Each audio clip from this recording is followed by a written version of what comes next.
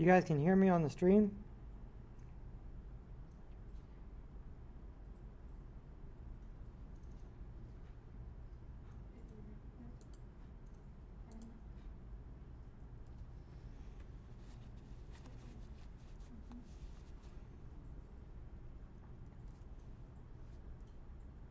Stream seems okay.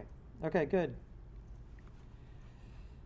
Cool. I'm on my laptop today, so I can use Cinema 4D 24. So I'll have to pop back to the chat. I won't be able to have the chat open all the time. But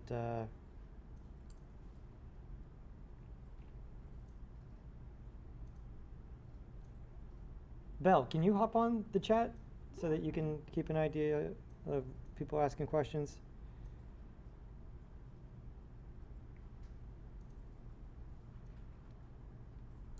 I just don't have enough real estate on my laptop. Okay, chat, what I asked and then here, we need to do this.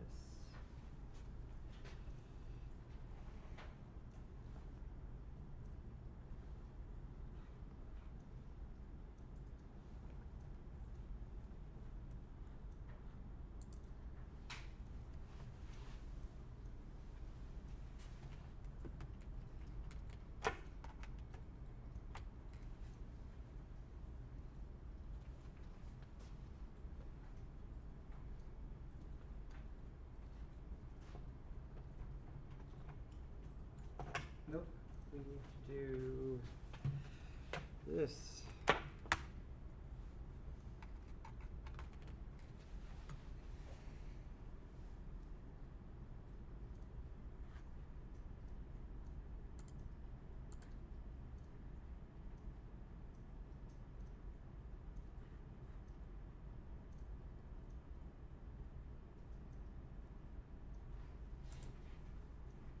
Cool, there we go. Look at that, all from my laptop. Right, so rough out the shape. Donut equals torus. I don't know how to find torus. How would you tell a friend how to find torus? Not Control C, that's copy. What is it? Shift C, torus, right? And then I'm also going to, remember, when we use our starting shapes, my rule of thumb would be less geometry is better than more geometry at the beginning. So let's make this a fatter donut. Right about there. And also another rule of thumb I would write down is that when you're making radial things, I encourage you to use an even number of radial subdivisions. That way if you need to divide it in half, that's easy. If you use something like 7, then dividing it in half is not as easy. I'm going to hit C. Here's the new wrinkle, is point mode, and then a great tool, MI, is the magnet tool. I'm going to grab all of the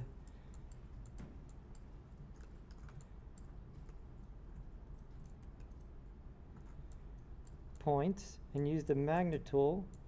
Just sort of move them around and make it look less like a perfect torus and more like an imperfect but beautiful donut.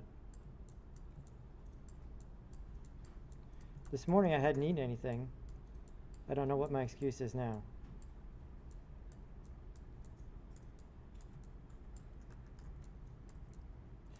While I'm using the magnet tool, right? The magnet tool is kind of the super quick sculpting tool, right? Where you can just grab all the points and start moving them around without having to use the move tool, which wouldn't really work very well in this instance.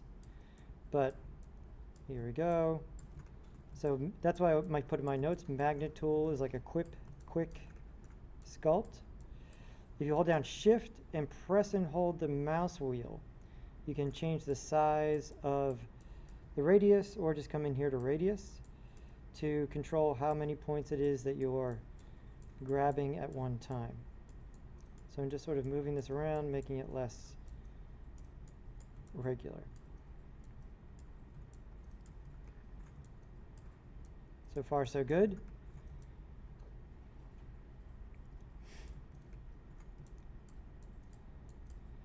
Now I'm going to select some polygons. Let's come in here to polygon mode. I'm going to select some of these guys, or just polygons. There's no reason polygons need to have some sort of gender identity. Some of these polygons here.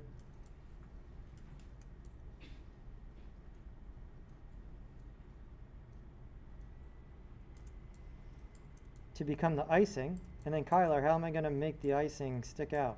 Extrude. Indeed.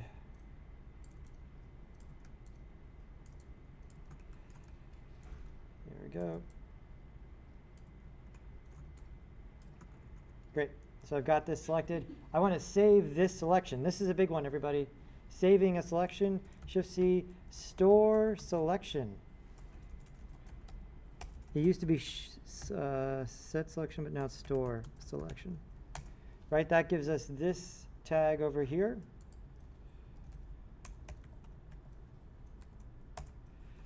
This tag right here.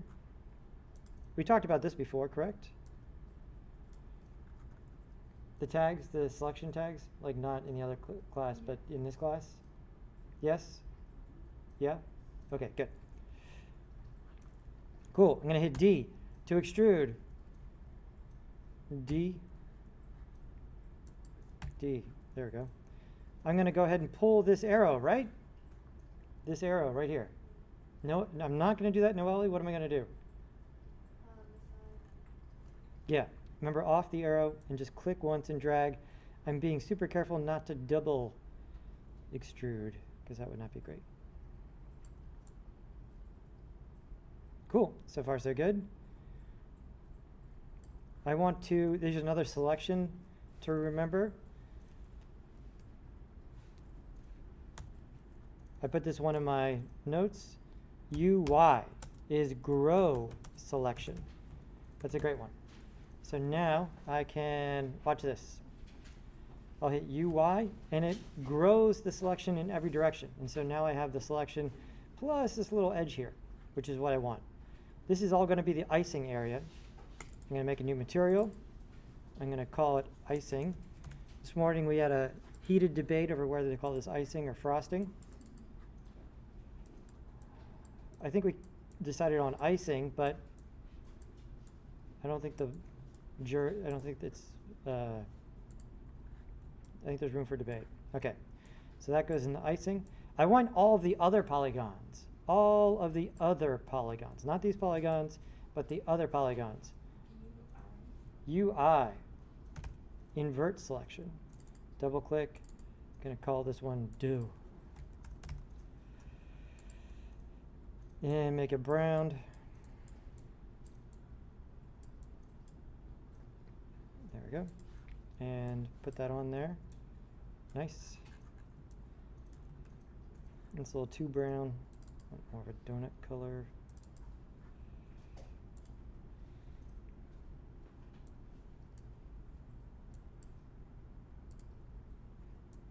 It's too green.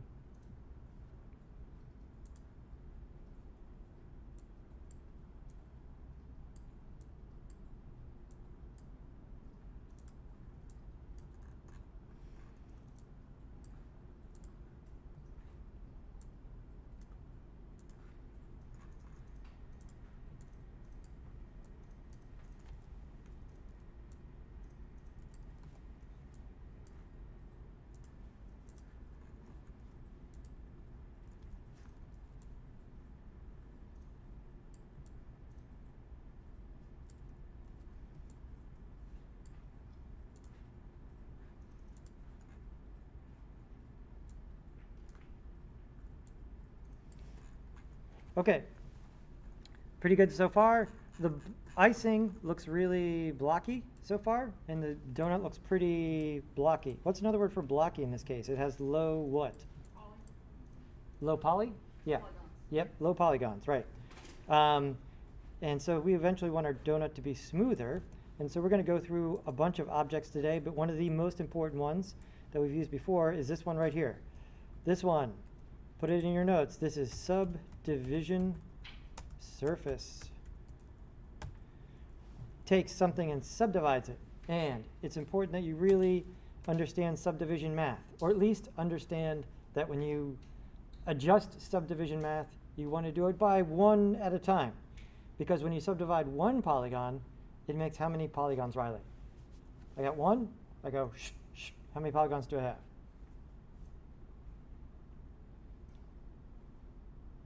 If I take one square, Riley, what do you think? If I fold it in half this way, and then fold it in half again, how many polygons do I get? 4. That's right. And so it's exponential math, right? So if you dial this up too fast, you get, you crash the computer, essentially. Because it's not like the computer will explode. It's just the Cinema 4D will freeze, and then you'll have to quit, and you'll lose your work. So 1 polygon equals 4 subdivided, right? And if you subdivide twice, 1 polygon becomes how many, Kyler? That's right, 16, right? Because we have 1 to 4, 4 to 16. So let's use this object, because it's really great to smooth things out. So here we come, grab this, 1, escape, get out of this thing, there we go. The subdivision surface is a generator. The torus needs to be a child in order to make it work. And I'll dump it in there. And I'll dump it in there. There we go. Smooth donut. Still, the icing looks a little too squared off. Let's make some adjustments. Now I'm going to go into edge mode, because it'll make this adjustment easier. I can grab edges, and the default in edge mode is that the gizmo will align to the edge, which makes it slightly easier in this case, because I just want to move these a little bit to unsquare off my icing.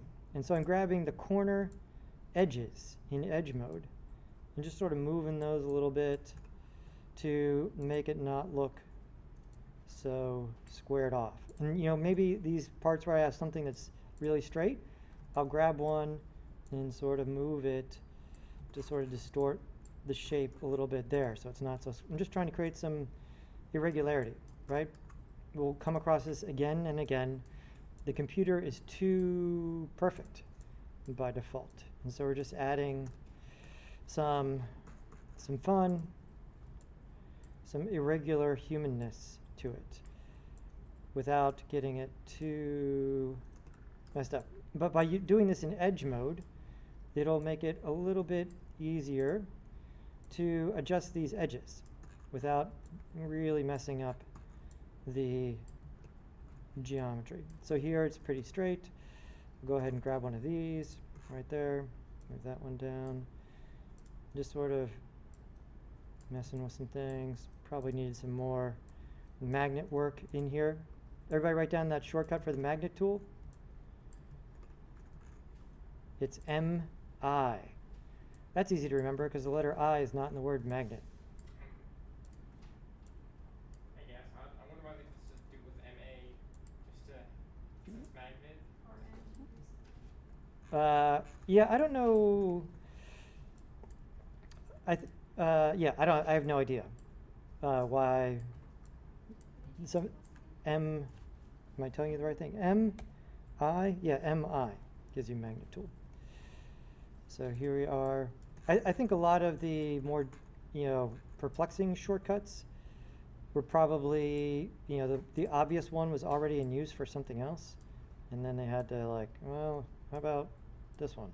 What keys do we have left? Kind of situation. I mean, one of the things I'm most excited about in the future is, the new, anybody have one of those new Apple computers with the strip thing on it? touch bar?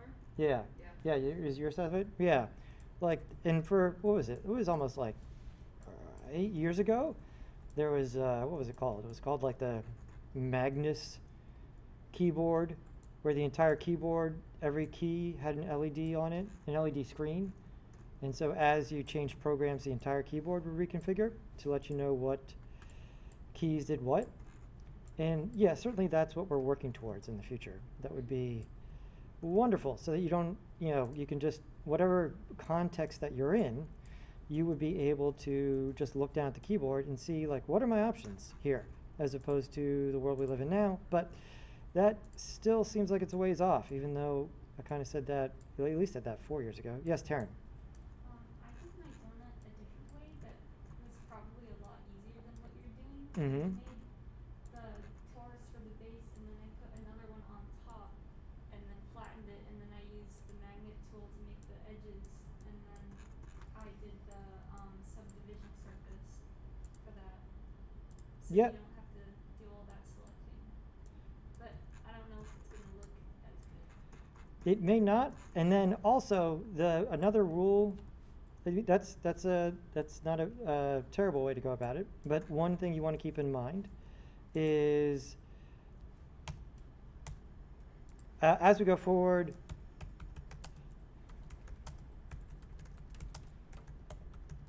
limit your internal geometry. All right, especially for an object like this where we're not going to look inside the donut, right? Like, it's not that kind of project. We're not going to look inside of it. And so in your case, you would have all the polygons from the one that you smushed down, right, inside the rest of it. And for this quick project, that's not a disaster. It'll be fine. But as you would go on, this is something you would want to avoid, because later we're going to get to UV mapping probably on Wednesday. You would have to UV map all the polygons that are there, and so then you have these polygons that you'll never see that are inside that are taking up some sort of space on your UV map, or that you at least need to account for, and then that becomes an issue. And so here, I don't have any internal polygons, right? They're all the outward-facing ones. And so, Taryn, that's great. I'm glad you found your own solution to it, but just as something to keep in mind, like smushing things into other things where you end up with a bunch of geometry inside, not that great. For that reason, once we get to the UV mapping, it'll make more sense. But this is pretty good. Cool. And so I like what I've got so far. Let's go to our subdivision surface, and here, I sort of glossed over this morning. We made a donut, and then I'll show you later, because I'm pretty proud of it. I made a donut storm, which exceeded my wildest expectations, but we did it in Unity. And here we do care about rendering instead of 4D, right? That's how we're going to render most of the time. And so this is important. In some parameters that are going to be really the parameters where performance really matters, you'll often see this, where there's one setting for the editor and there's one setting for the render. And so this tells you that whatever this is something that you may want to turn down while you work, so you can work quickly without the computer having a heart attack. And then you may want to turn it up when you go to render so that it looks good. And so the subdivision is one of those things. Now, in our case, it's not going to make a huge difference, but this would be one of those instances where you might want to have it be extra smooth when you go to render. And you could add an additional layer of subdivision by doing that. But in our case, we can just leave it at 2 for both of those, but keep that in mind for the subdivision surface. So far, so good. Cool. Let's take it to the next level. We're going to put sprinkles on this thing. I know, hold on. Did I hear an audible gasp? Can someone audibly gasp right now just to sort of do that for me? Thank you. Okay, hold on, do it on cue. Do it on cue for the stream. We're going to put sprinkles on this thing. There we go. I think the stream heard you that time. Taking a gasp of air. It just came out of the water. Yeah. I guess I should have some smelling salts up here. Does anyone I've never had those used. Has anyone had those used on them? Smelling salts? No. Like the. Has anybody ever had to smell smelling salts? Oh, is Like- that if you're Yeah, if you pass Yeah. out, then they crack them underneath Me to. when I was drowning at the wave pool. Oh, okay. Jeez. All right. Yeah, and did it? Yeah. Yeah, yeah. I've never, it's I tough to, don't remember what it smells like 'cause it was a long time ago, but it worked. yeah, I've never had it either. It's tough to imagine what the olfactory experience is that like snaps you out of being passed out, but How it must strong be must it extreme. be? What's that? It's like, how strong must it be to wake somebody? Yeah, I have no idea what it even is. I mean, I assume it's salts of some kind, but yeah, I'll have to, we're gonna look this up. Okay, but anyway, sprinkles. Here we go. So if we look at our list of shapes, right, we're gonna open up our list even more today, but of our primitive list, which one is gonna get us closest to sprinkle? Capsule. Capsule, right, because it has the rounded edges, the rounded ends. Okay, there we go, capsule. Now, sprinkles are gonna be real small, right? And so do they need more polygons or less polygons? Less. Way less, right? And so I'm going to come in here, I'm going to take T, bring this way down. Let's look at it. Even there. And I'm going to put the rotation segments at like 8. I'm going to put the cap height segments and cap segments maybe at like 2. There we go. So it's pretty low poly, but these are going to be small. You know, I might put it at like 10 for rotation. That's a little bit better. There we go. Great. And now I am going to use another object we used before. How did we make a bunch of copies of something? Itzel. Isn't it, what's it called? Clover? That's right, cloner, right? Boom, cloner. And how do I make clones of my sprinkle? Noelle, what needs to happen with this relationship? Yep. And so I'm going to rename my capsule sprinkle. And I'm going to put sprinkle in cloner. And then cloner, I'm going to put in, I'm going to select the cloner, make sure I'm in object tab, and I'm going to go from grid to a mode that we haven't talked about here, but some of you know about, which is probably the best mode, object mode, right? All these other shapes are great, like radial cloning, grade cloning, cool. But object allows you to clone onto something else, which is incredibly useful in many, many, many instances. The other word you'll hear for this is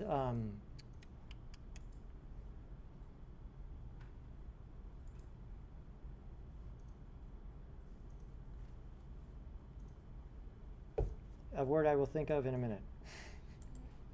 Okay, I'm going to go to object, and I am going to, once you are in object mode, it needs you to tell it which object right here. And so this is new. Sometimes in relationships in Cinema 4D where you would want to associate one object with maybe many other objects, you don't build it in the hierarchy, you sort of need to provide it in the input. And so in the object here, I'm going to drag down this subdivision surface. And then, look, you may see a bunch of tiny sprinkles all over, not all over, but there will be some on your donut.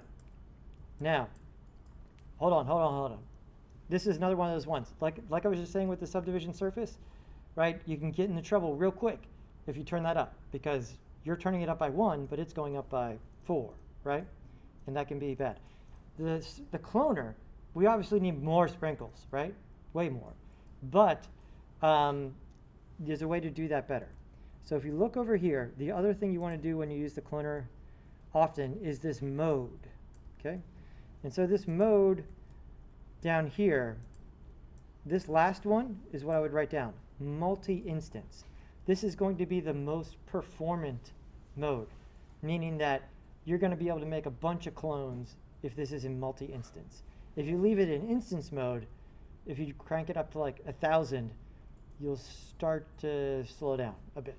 In multi-instance mode, you'll be able to clone your brains out, and there'll be no, your computer should be able to run pretty quick. So I'm going to put it in multi-instance mode before I do anything. Almost every time I make a cloner, I put it in multi-instance mode so that I know, I'm going to be able to crank it up. And so down here, at the very bottom, is the count. How many clones do you want to make? And so you can drag this up. I'm getting more clones on the surface. That looks okay. I can only go up to 100. I don't know why this is like this. There's some sliders in Cinema 4D that you cannot move beyond the end. This is not one of them. I'm going to make 1,000 clones, 1,000 sprinkles. Boom. Right? I'm going to make 5,000 sprinkles. Boom. And because I'm in multi-instance mode, still doing okay. I can move it around. I can look at what's going on. So far, so good. I'm going to make some materials for my sprinkles. Like an off-white.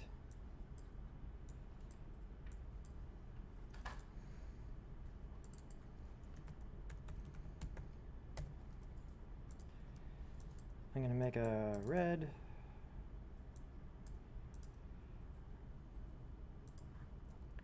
I'm going to make a blue of some kind. Maybe a yellow.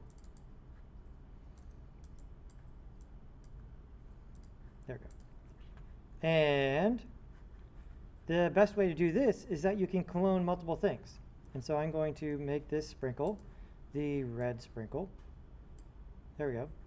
And now you can clone multiple objects. So I'm just going to control drag my sprinkle to get 4 sprinkles, all of which are the child of the cloner, and then just sub out the materials on the other ones. There's other ways to do this, but this is by far the least complicated, right? And so by doing this, I've got red sprinkles, yellow sprinkles, green sprinkles, white sprinkles on here, and there we go.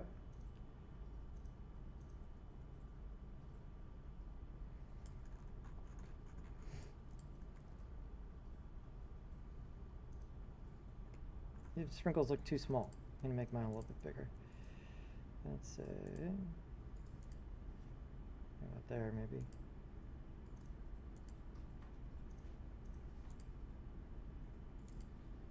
Oh, too much. There we go. Okay, the other glaring issue is that there's sprinkles all over the donut, and that's clearly not how it works, right? We should only have sprinkles on the icing. Everyone knows this, right? The sprinkles wouldn't stick to the other part of the donut. How do we do this? So if you go back to your cloner, there's a lot, once you put it into object mode, all of this stuff here is super useful, right? And so we talked about the ones I would call your attention to, instance mode, right? You will always want to put it in multi-instance. Object mode. Iterate or random. Iterate will always clone, because they're being placed randomly, this doesn't matter that much. But iterate, when it's cloning, it's doing this. It's going red, yellow, blue, white. Red, yellow, blue, white, in my instance. If you change it to random, then it does exactly what it says. It's going to randomly pick between the colors. Again, doesn't do a whole lot for us in this instance, but if we were cloning them in a line, it would be obvious, right? Because it would, by default, it would be red, yellow, blue, white, red, yellow, blue, white. And then once we hit it random, the line would be random. The other one here, if you look down, Cinema 4D, the interface is pretty good. If this section right here, which of these things may be able to solve our icing problem, Taryn? Sorry, my glasses on. Within the yellow box, one of these parameters is going to solve our problem. Select net. Selection? Yes. Great, right? And so it's asking, wait, do you want me to only put it on part of an object, right? Because we already said clone onto this object, which we did. We got sprinkles all over our donut, right? But now we only want them on part of that object. And so any guesses here? Anna, what do you think we need to drag down to the selection part? Which one of these things in here represents the icing? One of the triangles on the side. That's right. The These, selection. exactly. These are the selection tags. They are the part that we saved. And so if I double click on this one and turn off the subdivision surface so I can see. There we go. So that's definitely the icing. Go back to the cloner, and this one right here, I'm going to drag this down.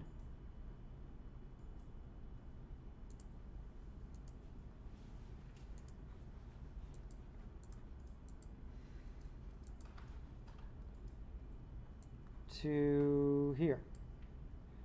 And there we go.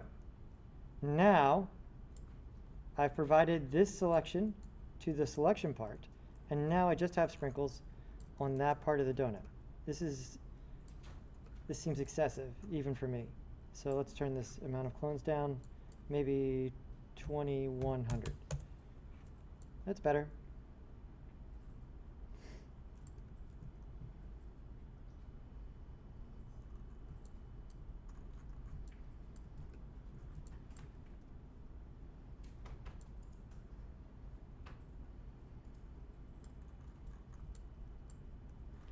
I'm going to save this donut.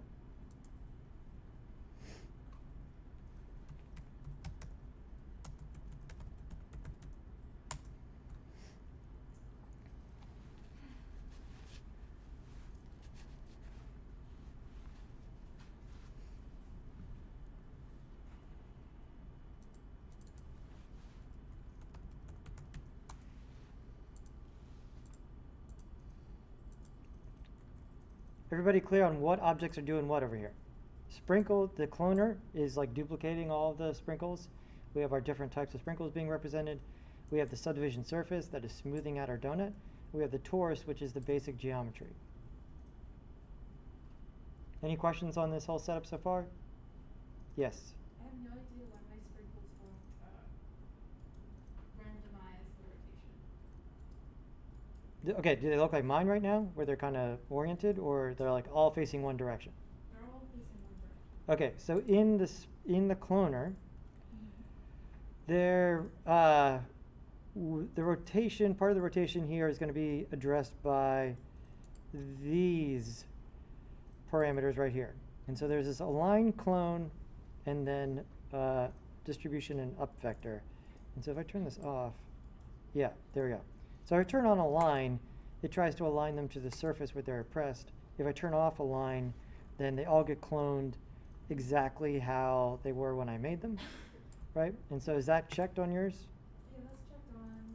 Up vector is set to none and distribution is set to surface. And you've got your selection in here, surface, none, random. Are you on 24?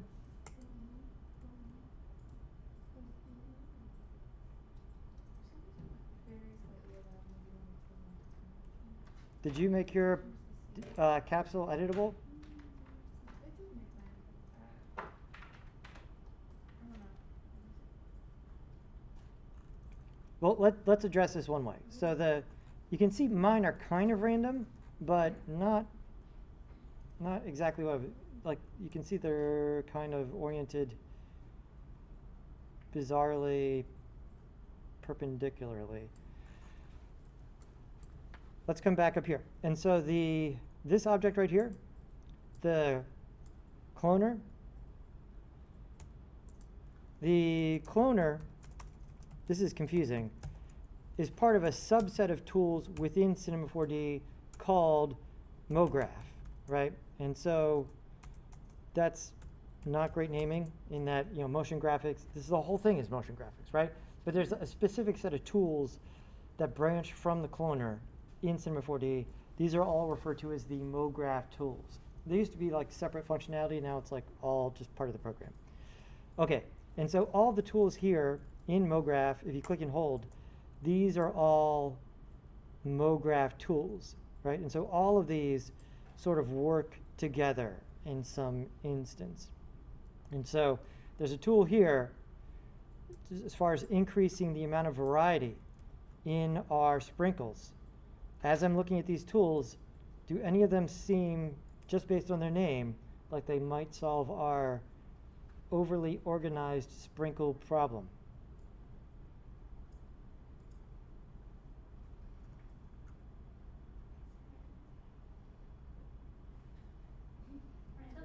Yes. I need that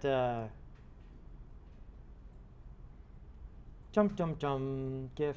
You know, the one with the where it zooms in on the squirrel.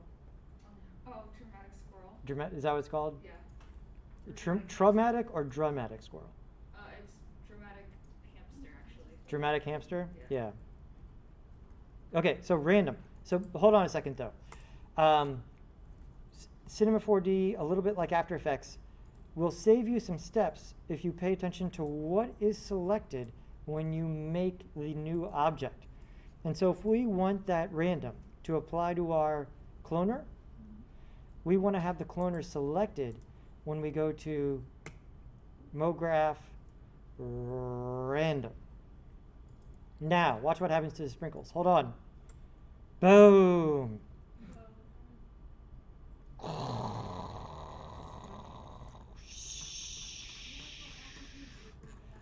Right? We blew up these sprinkles.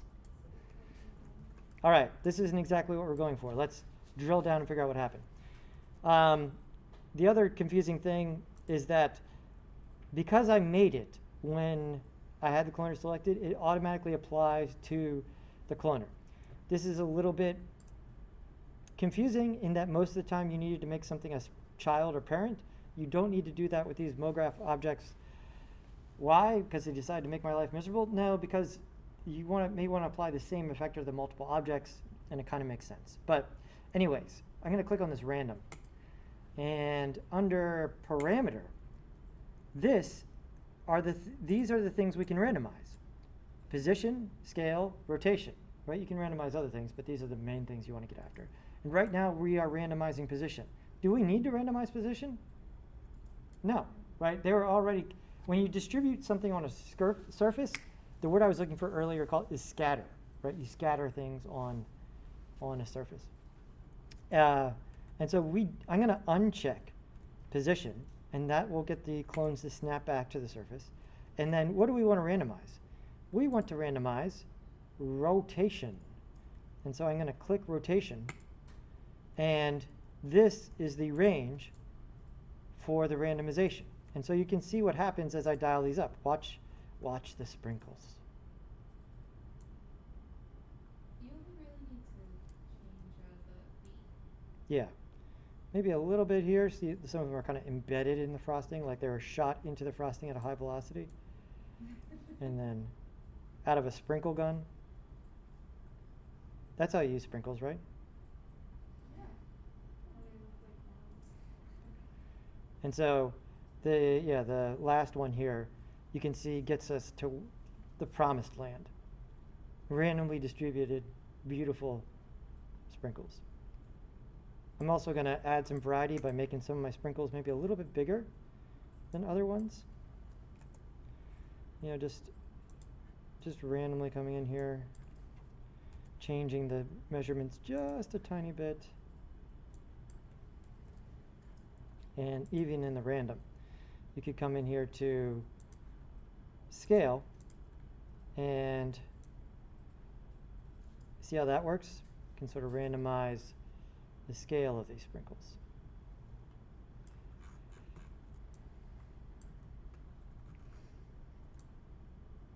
I feel like they're still too small. I've lost all perspective. Let's see. Misfit Pants says, the sprinkles are alive. Oh, Anna gasped in person and on the chat. I appreciate that. Thank you. So did Emily. Let's get some perspective.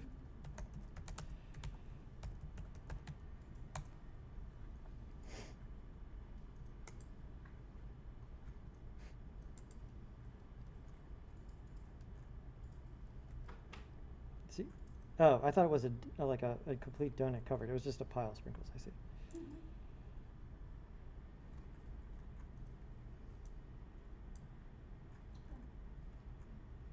Okay, yeah, my sprinkles are too small.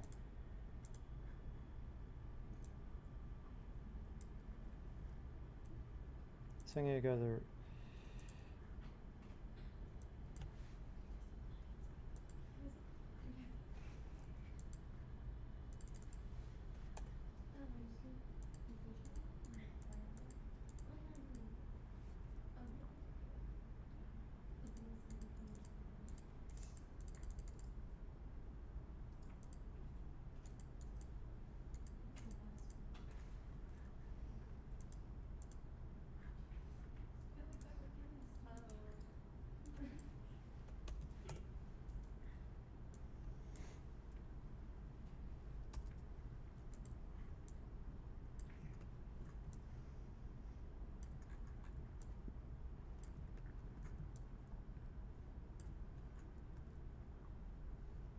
There we go. That one's much better. Sprinkle scale has been restored. Cool. Let's take it to the next level by fixing some of these sprinkles. So when we use randomness, it's great, right? It allows us to make the sprinkles look very natural. However, we get stuff like this, where, I mean, occasionally it does happen where you get like mutant sprinkles that are fused together, some sort of violation of nature, but we can fix it in, again, selecting the cloner, going back to MoGraph, and looking here, there's a really nice one that does this now. This effector right here, right? So all of these things here, the random we just used, all these nice fun sounding things, these all apply to cloners essentially. And this one right here, push apart, is fun. I'm going to go ahead and use that one. And so I'm going to make sure I have the cloner selected and then select push apart. And you see that once again it's exploded our sprinkles. But there's some different modes here. If you look at push apart under mode, there is hide, push apart, scale apart. I'm just going to say hide. And hide here, well, let's say push apart. I'm just going to dial our radius way down. Let's say 1, 2. And so look what it's doing here. As I'm in push apart, but now I'm dialing up the radius one at a time. Watch the clones. Watch the sprinkles. See what's happening? It moves the ones that are overlapping away from each other, which is really great. Because in a lot of these cloner applications, you want to have a bunch of things, but you don't want them to overlap each other. That obviously, that's something that you can do really easily in CG that doesn't happen in the real world, right? You don't have stuff like phase through other stuff very often. And now, all of my sprinkles are distinct. Here's my hierarchy. I got push apart, random, sprinkles, subdivision surface, and torus. Now this is looking pretty good. Let's go back to our reference. Reference, reference, reference. Some sprinkles are they're more spherical, huh?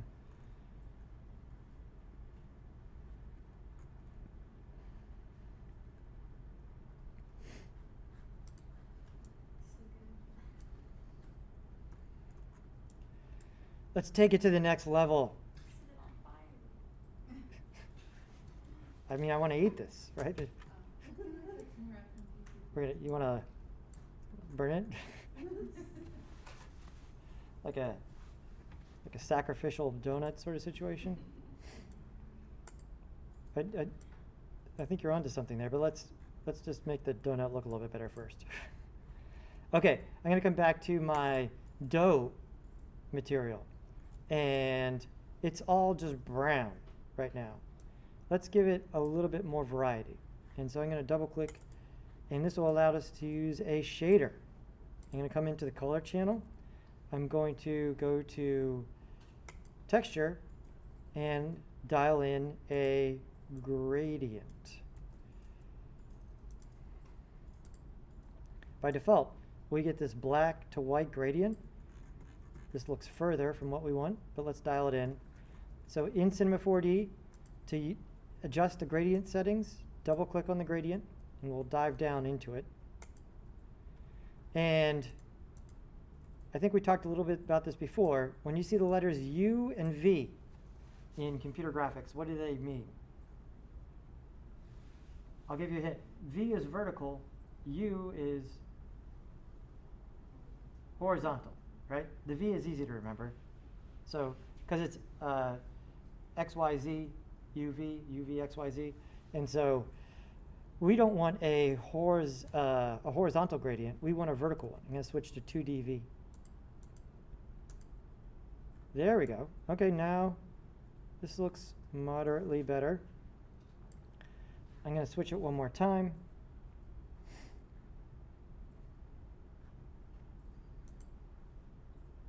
in that I'm going to click on the material over here, and I'm going to switch the projection to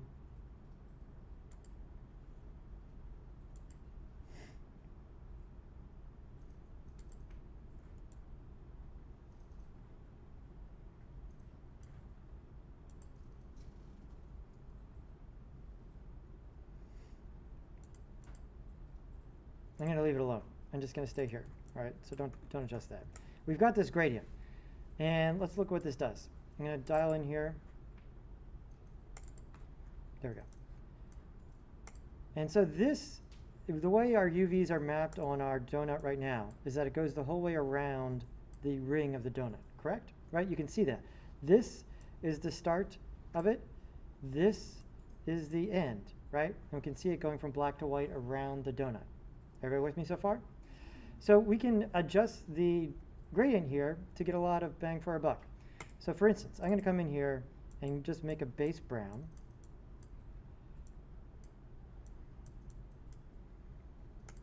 There we go. And then I'm going to control drag that gradient and delete this node. Right? So now I'm just back to brown. You can control drag nodes. And so now if I were to drag one over here, I got another node in the middle. I could make this one a little bit lighter, like so. There we go. And as I move this node, you can see it sort of changing where it is in the setup here, or as it goes around the donut, right? And so I think I'm going to end up having to do something kind of like this. I got that and that. There we go. You see how this tightens to more of like a line as I do that, but it's giving me that donut look where it's a little bit lighter ring around the middle. This one here.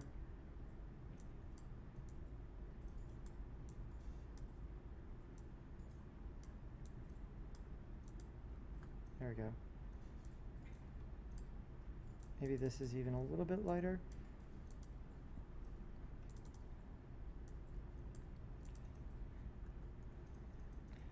And the closer these nodes are to each other, the more it looks like a stripe. Right? So here I have this stripe along the middle here. But it's perfectly straight, which is not very donut-like. And the Cinema 4D gradient is super cool in that it has this turbulence setting, which allows you to start to make things a little bit more interesting. So for instance, if I made this very close here, more like that, as I dial up the turbulence, you see it'll slowly change, add more noise to the gradient.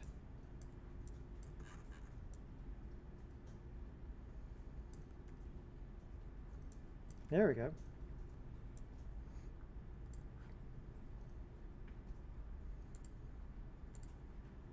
I feel like my donut needs to be flatter on the sides. I can go back and make those changes. Gonna come back in here with the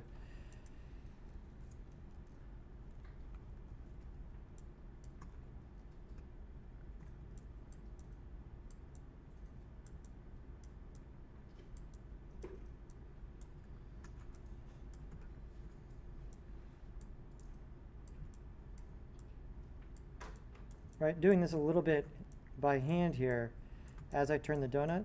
This isn't terrible in that, you know, when you form donuts by hand, you're sort of doing it the same way.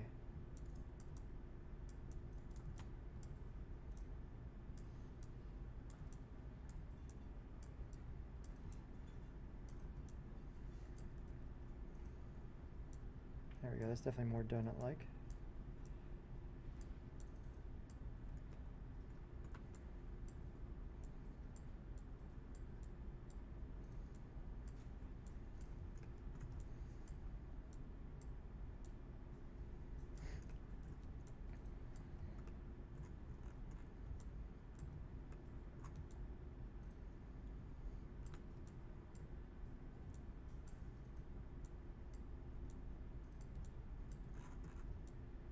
Cool. I'm gonna save.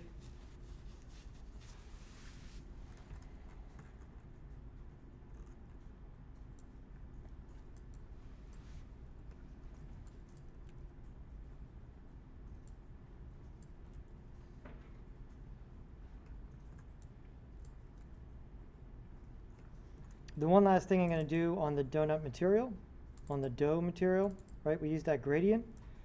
We're going to add a little bit more texture to this.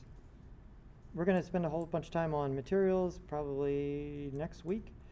But another good one here is the bump channel. The bump channel makes something look bumpy.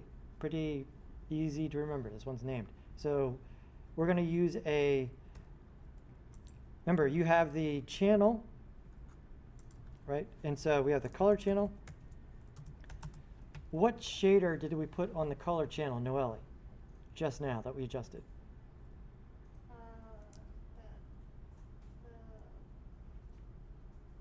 Starts with a G. Gradient. Gradient, right?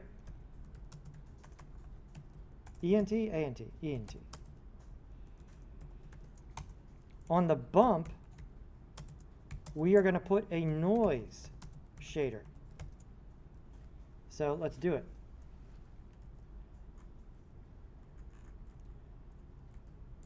I'm going to go to bump, turn that on with the checkbox, texture, and then like I said, we just did this one there. Now we're going to do this one. So let's go to noise. And immediately, you see it's making this look bumpy. You can see it's going to look a little bit different when you render. That's a little too bumpy. Again, how do we get to like the settings for this thing? Exactly. Double click on it. And here, there's a really great little, right here, if you click. These are different types of noise patterns. Lots of variety here. They all have names that are really, really difficult to remember. I think I want something maybe kind of like this. So I'm going to pick that one. And hit render to see what it looks like. There we go. That gives us a lot more texture on the donut part. Maybe a little too much. Usually the bump channel is too strong by default. By default, it's already at 20. I'm going to dial it down to like 5. Maybe 10. There we go. That's better. And then I'm going to double click on the icing. And cool. So far, so good. I'm moving a little bit faster because a lot of what we did was we knew, right? Does it feel like the new stuff we spent enough time on? We'll do it again, but yeah. Everybody save this donut? Let's make it look good. It's time to get our donut in the studio. So in 24, now we can do that super easy. I'm going to get our studio stuff from right here in the asset browser. Boom. So I'm going to type in studio. And wait a minute. There we go. And so I'm going to grab the studio backdrop here. Double click and bring that in. Actually, I'm going to start add some more stuff. And so everything that's here is part of my donut, right? Time to organize. I'm going to grab all this stuff. How do I package it all up?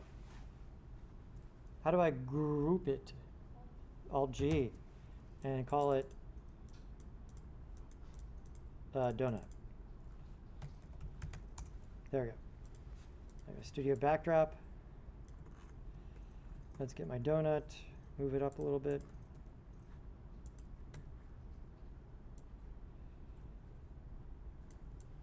There we go.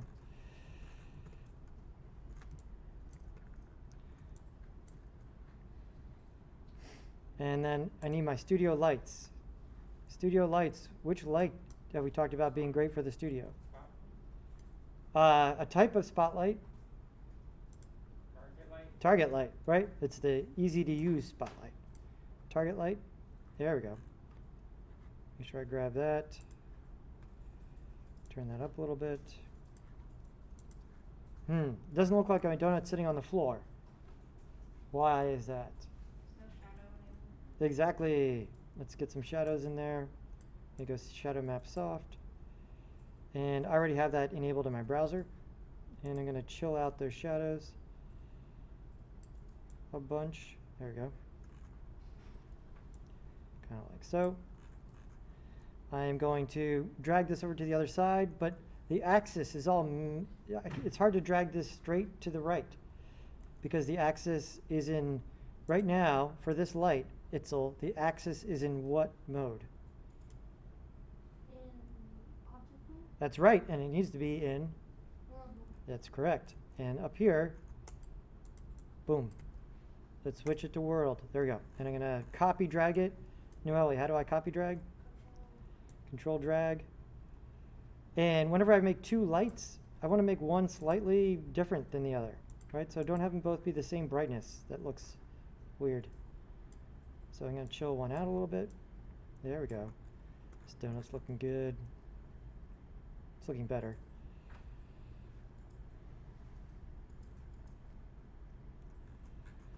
So far, so good.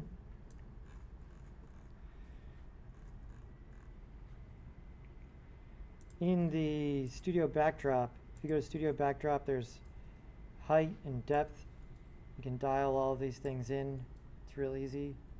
I use this thing a lot. There we go. Nice.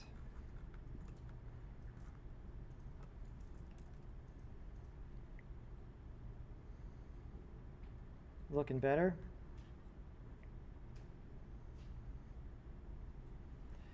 Let's take our studio to the next level. We don't, yes. Okay, you're on the school computer. You're, it doesn't, you don't have the content browser on there yet. I was told like a week, hopefully, and those will be updated. I've been chirping at a bunch of people to get this done, and it's not done yet, but we'll see. On my computer? Right. In a second, I'll save this and put it on Canvas or something, and you can download it and then grab the studio objects. Okay. Okay? But Taryn, you should be fine. You should be on your computer, right? Yeah, but how do I search for it? Right. All of the asset browser stuff is this. This is supposed to be a drawer, or I guess it's a box. Yeah. And so it's like, where my box of stuff. You open it up and search for stuff like a soccer ball. Boom. Or a sign.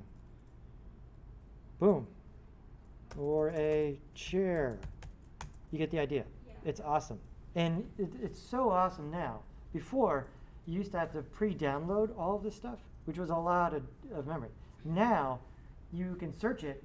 It updates from online, and you only have to download the thing that you want, which is really great.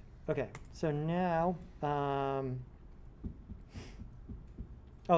let's take it to the next level. So we're going to put a sky in here. The sky object is this infinitely large sphere. It's like the edge of the universe. You can't get there, right? But it surrounds you in all directions.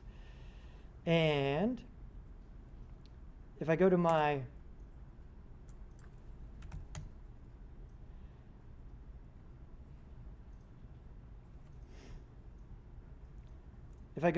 content browser, asset browser, and search for sky, look at this. There's a whole bunch of materials already made up that we can drag onto a sky object to put reflections in our scene. And so I'm going to grab one of these. Actually, let's look for studio. There we go. Here's some studio materials.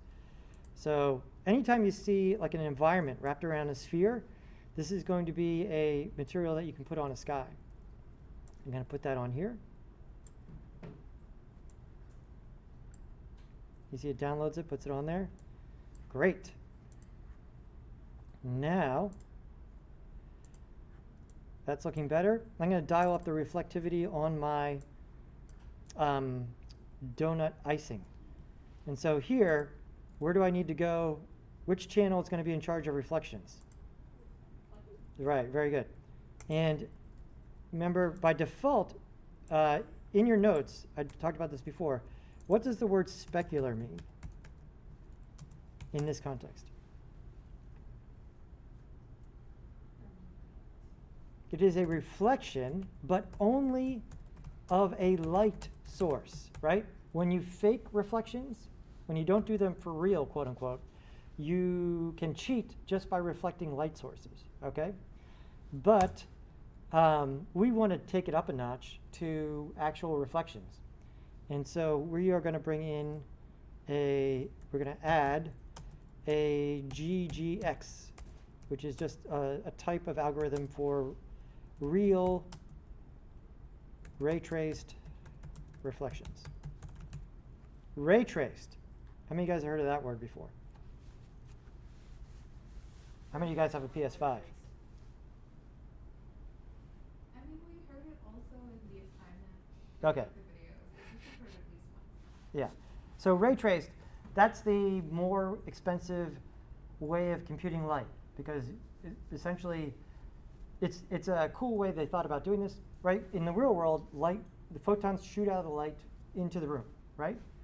But when you use a camera, you only care about the photons that hit the camera lens. And so when they do this type of thing, simulate it, they go in reverse. They shoot photons out of the camera into the scene, and they bounce around off of all the stuff and calculate what the camera would see and what the camera would not see. It's way more complicated than that, but that's sort of what ray trace is doing. Anyways, I'm going to add a GGX. Add GGX. Oh no, my reflection has become my icing is now a mirror, right? Because I need to chill out the strength of the reflection. So they get some of the underlying. There we go. And I'm also going to turn up the roughness on it so it's a little bit rougher. Maybe about like so. Let's zoom in a little bit, render this donut. That's looking better. I don't know, is the icing needs to be shinier, I feel. So I'm going to come in here and turn down the roughness just a little bit.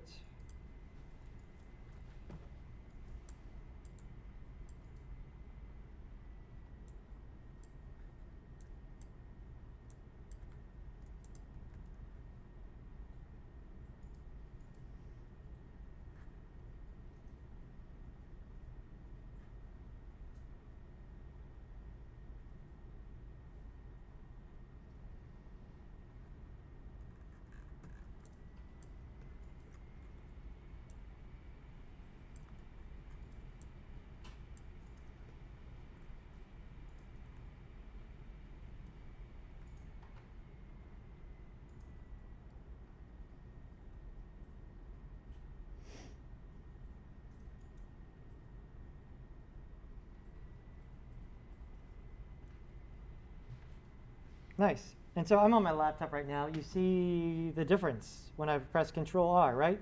This laptop, 4 or 5 years old, right? All my money is in my larger machines at home. And so when I press Control R, it's definitely like a slower. What is each box? I talked about this before. Each box is a what? When I press Control R, you see these boxes working their ways around the scene. Each box is a core on your CPU, on your computer. And so if you look, when you go to Best Buy, you look at the computers, 8 core, 12 core, 6 core, right? This is why you have more cores, right? You can send out more jobs to the separate brains so that they can all draw faster and do other things faster, but we only care about like drawing stuff on the screen. That's the main issue. Sound good? All right, this is looking pretty good. Let's make it look a little bit better. I like it so far. I'm saving. We dove a little bit deeper into materials. Let's dive a little bit deeper into render settings. So, okay, stop what you're doing and just look at this. This will be fun.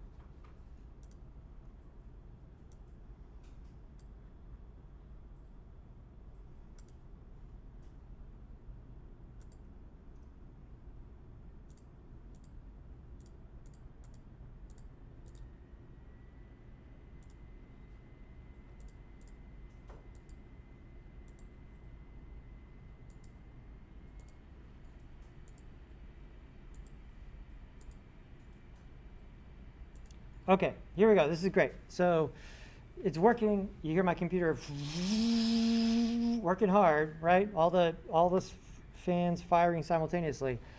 Why is it working so hard? Well, it's doing some of that ray tracing, the photon shooting and calculation I was talking about.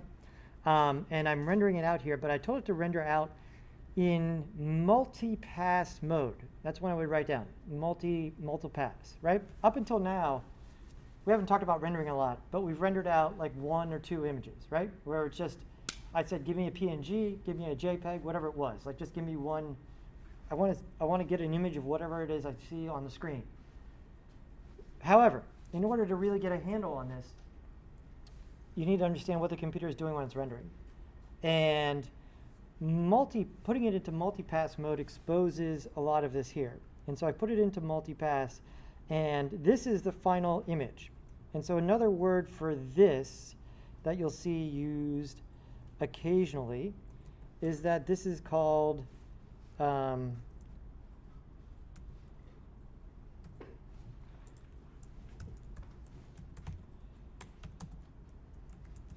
this is the beauty pass, right?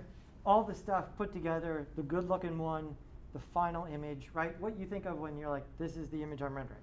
You hear people refer to this as the beauty pass. Multi-pass refers to the different layers that the computer puts together to make the beauty. And so here we can see some of them. I'm going to put it in single pass mode. So here, this is just the reflection pass. Okay, so it's the computer figuring out where are the things being reflected. You can see most of it is black and white because I put in that studio in there, which is mostly just black and white. You can see a little bit of color because that's the sprinkles being reflected onto the reflective icing, that kind of stuff, right? You see that the sprinkles themselves are totally black, right? That's because, remember we put that GGX on the icing? We didn't put that on the sprinkles, right? And it's that GGX layer that tells the computer to calculate the reflections, right? And it's not doing that for the sprinkles because we'll try it here in a second, but you see it's not doing a whole bunch. So that's the reflection pass. Nothing in the ambient pass. Here's the shadow pass. And so this is just the computer figuring out where the shadows go and how dark they are, right? So it's all black and white, and it's using this to put it together. And so in this case, we want to keep the dark stuff but not the light stuff. You would composite this with a multiply mode. The specular pass. What did I say specular was?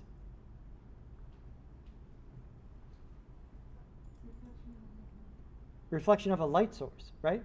And look at this. You can see that's exactly what we're seeing here, right?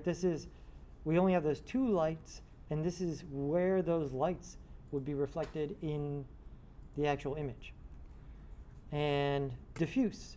This is just what we refer to as like how much light does this is the color pass, the base color of what's going on. You can see that this is a lot of what we did as far as our work, right? But it doesn't have any of the fancy stuff on it. It doesn't have any reflections. It doesn't have any shadows. It's just like flat, diffuse color. And so by putting all of those things together, we get this. So this is what's happening behind the scenes.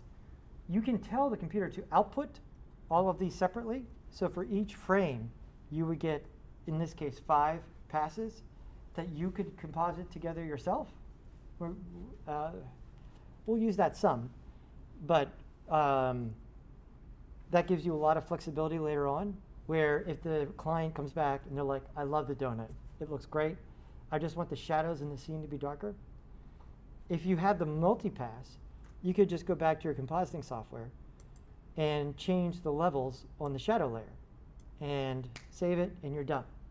If you didn't have the multipass, you would go back to Cinema 4D and re-render after adjusting the shadows. See the kind of flexibility that would bring to the system? We're not going to lean on that too much right now in the next few weeks, but it's a big deal as far as in a bigger pipeline having that flexibility, right? Because you guys are seeing it now. Where is the bottleneck in our pipeline? What is the thing that takes a long time? The model itself. Okay, well, not in terms of the human, in terms of the computer. What does the computer have to work hardest on? Rendering, right? right? And depending on how, as you get better, you can see, well, like the first day we did it and we hit render and it was, everything was cool, right? But then as you learn more, you're able to turn on more of the stuff, and then you're asking the computer to do more and more work, and that's going to be more, slow everything down. And so in a lot of instances, you want to avoid having to do the render more than once, right? You want to do it once and then be able to adjust it later. And so that's what's actually going on. Cool. Let's go back to our render settings. I'm going to turn that off for a second just to expose that. In that, I want to highlight two things that we should do every time from now on. Every time. One is adding anti-aliasing. We are going to go from, by default, it's set to geometry, which is like a setting. We are going to change it to best. And the second thing we're going to do is turn on ambient occlusion. Let's look at those two things separately. Okay, anti-aliasing. It is the opposite of aliasing. What is aliasing? Let's look at that. Everybody got this?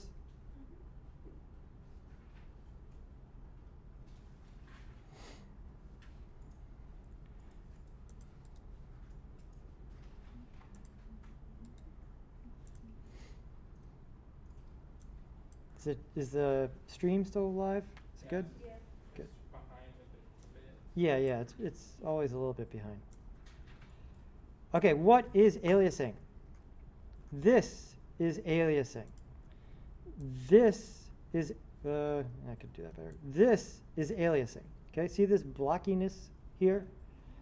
When the computer, this is counterintuitive. To make it look sharp, the computer must blur. This is counterintuitive from what you might think, right? Like in this one, this is a zoomed in part of the render on this pool ball. And you see that this is very sharp, right? But the limit on sharpness is pixels on the screen.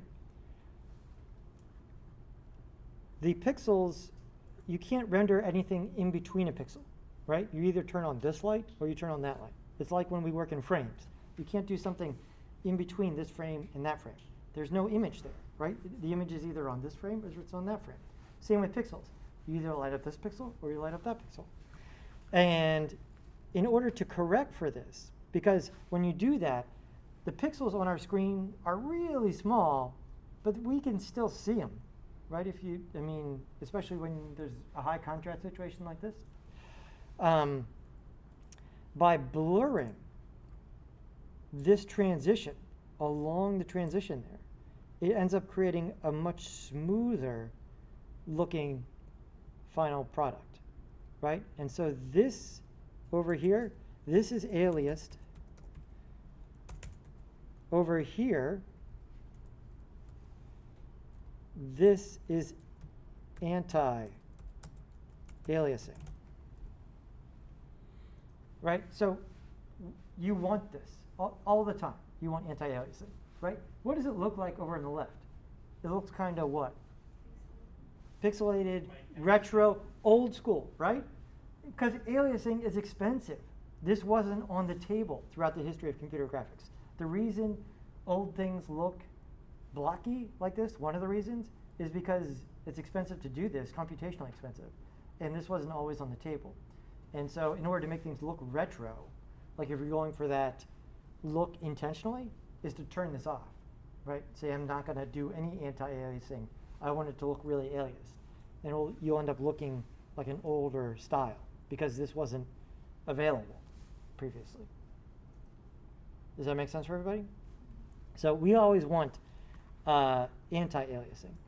How do I do this? In the render settings, right here, anti-aliasing. We are going to switch it from geometry, right, to best. There's a whole bunch of other settings here, but for right now, this will get the job done. In that it'll be, you're not going to end up with any jaggies. right? If anything looks jagged in your renders, most of the time it's because there's some sort of aliasing happening. In 5 years, this probably isn't a thing anymore because the pixels on the screens, the physical pixels will be so small, we won't be able to tell. It can be aliased and we won't be able to really see it because it'll be small enough. We're just on the edge of that happening, right? Like iPads, new iPad screens, those are really, really high res.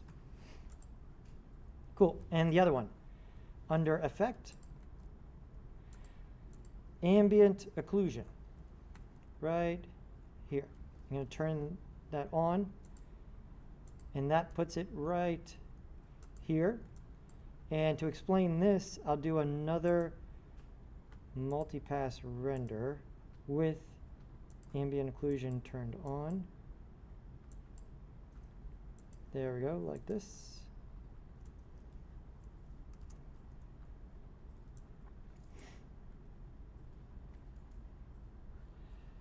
Cool. This will help a bunch. And so this, let's go to single pass. So here's this, what pass is this? Diffuse, specular, that's our shadow pass. This is our reflection pass. And the new one I just turned on is ambient occlusion. What is ambient occlusion? Look at this. It looks like a type of what?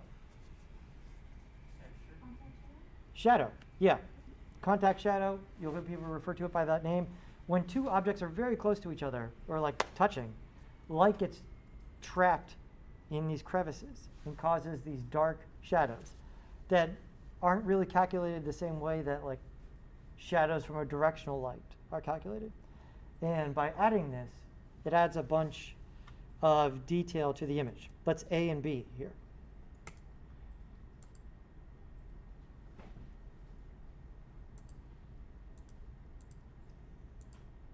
Okay, so this is great. This is another reason to render to the picture viewer is that you can do this. You can A/B test things. So here is no ambient occlusion. Here is ambient occlusion. 1, 2, 1, 2. Eye doctor, right? Is it this way or this way? Which one do you think looks better?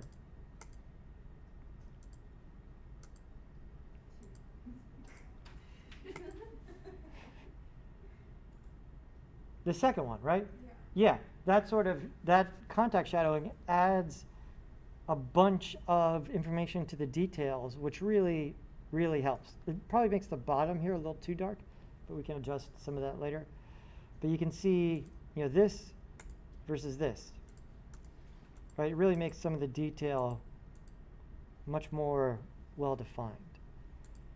And so these are two things that you definitely want to do pretty much on every render from here on out, unless you're going for some sort of a very stylized look, is ambient occlusion, and you want to make sure you enable anti-aliasing. You turn it up so that your render is nice and smooth.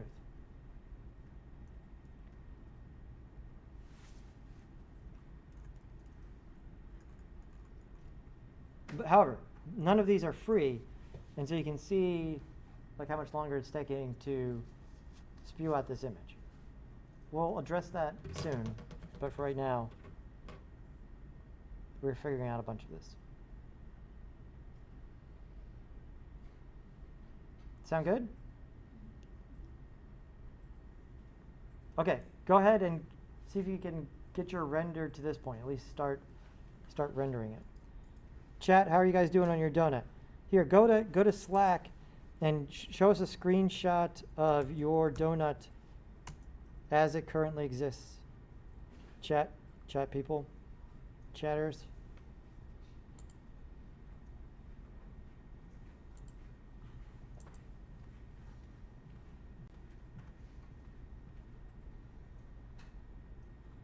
So for where is ambient occlusion? It is under the effect. So this is a menu, you select effect, and then it is in here. I already selected it, so now it's up here, right there.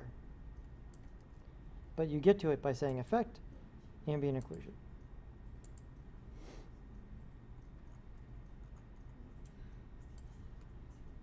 What kind of render are you in? Are you at the standard render? Yeah, just a regular render. I'm not sure. Whenever I turn on multipass, it gives me a completely different output. Hold on, let me look. Like, I can't, what's it called? Can't flip it over. Yeah, like multipass only gives me the option for none, all are selected, and mode 1 channel, 2 channels, and 3 channels. Is the stream still going? What was that? Yeah. Oh, okay, there it goes. All right.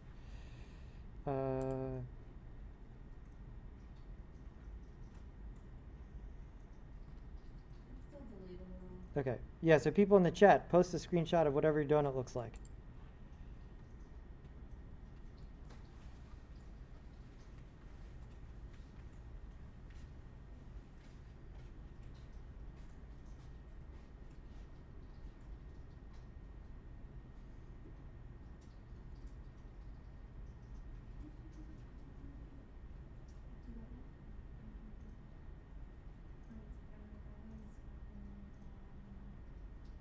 That's good. Did you add an extra like extrude on the edge of the pressing?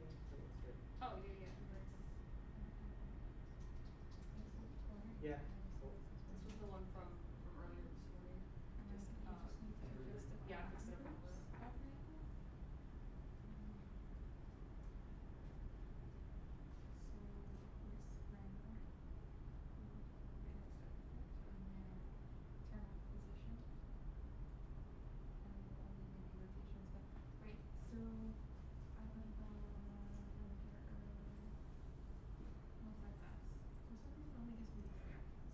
Okay, you got to see the multipass button.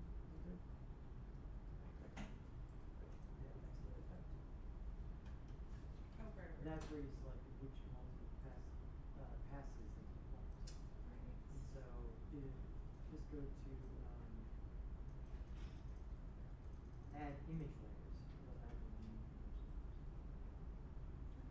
So you don't need all of those. You can click on the option, but then you can render this to what else. I don't think you're using. Yeah, so all of those. Yeah. Nice. What's that? Rotation, if you want scale, Yeah. to randomize the size. Any questions? So when you turn one, you want to put a number in the parameters. So like for rotation, you Oh. only need to affect the P and the V. Okay, yeah, so that looks good.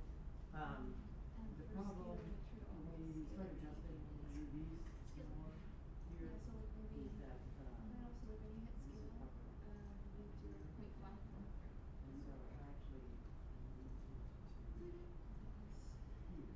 This is maybe giving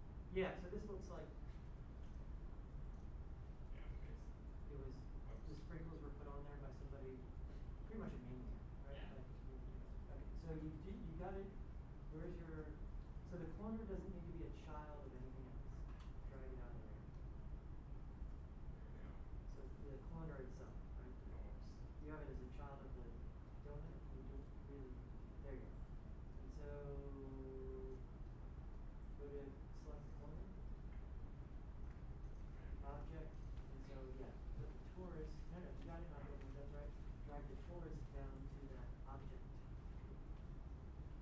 Very good. Very good. There you go. And so then you get that selection field right there. Right? And so figure out which of these polygon selections is the frosting. That's the material. The triangle is the actual selection. So double click on the triangle. That's the frosting. Okay, so drag that into the selection. There you go. Now you have sprinkles just on frosting. Now I see. That can add sprinkles for you. Yeah, like chocolate and cherries. What is the chocolate cherry cake? Black Forest, right? A Black Forest cake. It's like Yeah, yeah. Just it. So That's looking good. yeah, so I didn't do quite it as crazy as yours, but Yeah, I would just make the sprinkles a little bit. yeah, I tried to do that.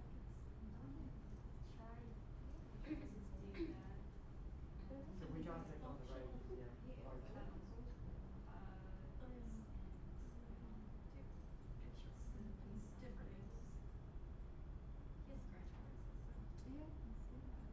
Why are there so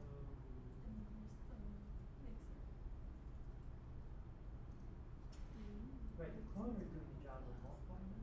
You don't need to- Oh, I didn't use the Cloner? I made them individually. Oh, okay, I see. So yeah, try using the cloner. That's not too bad. So go ahead and make a cloner. If you don't know where to find it, now you know. Yeah. Shift C. Here? There you go. Sorry. So take two of your sprinkles and drag it in. There you go. Now, slowly drag it. It looks just kind of look like it. It also kind of looks maybe like an abrasion. Yeah. But okay, that's good. And then select the cloner. And then you want to put it into object. Right, so see where load is? Keep going down. Keep going down. These It's very literally popular. rarely And load. Just like that menu. Oh, Object. There you go. And now it asks you which object. See the object? You want to drag the donut into that object. Or in your case, you have separate objects for this frosting donut, right? yeah. And so go ahead and grab the frosting. We have the so you can attach them to it. Dragging it down to where it says object. There you go. See how many of those work? And so Besides, it's not yours. Well, it was like And it's then- not. yeah, but probably now you make the ones Because inside my the sister cloner wanted to get it for me. up there a little bit smaller. So And there's no the wrinkles color I around it. wanted. So but they were you sold just out. select them. So she got me in the That bright object, cherry. click Yeah. down the T. What color was it that you wanted? The teal one. I have a cyan one. Is it cyan? It's like a baby blue. I've seen it. But now you got it. Yeah. Does it make sense? Yeah, and then how do I make more of them? So you can clone more than one thing. And so make a pink sprinkle and then put that under the cloner as well. Right? If you look at my cloner, here I'll unfold it so you can see. I have several children of the cloner. I have a one. Yeah.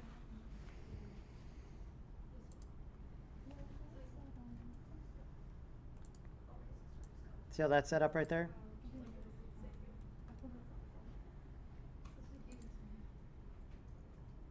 Let's look at our Slack friends.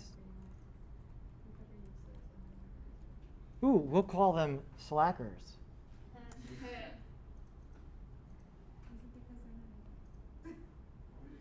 And they're on Slack. There we go. That was some genius. Cool, that looks really good, Danielle. You got the ambient occlusion, sprinkles. Looks good. Kyler's got his on there. Come on, slackers, where are the other donuts?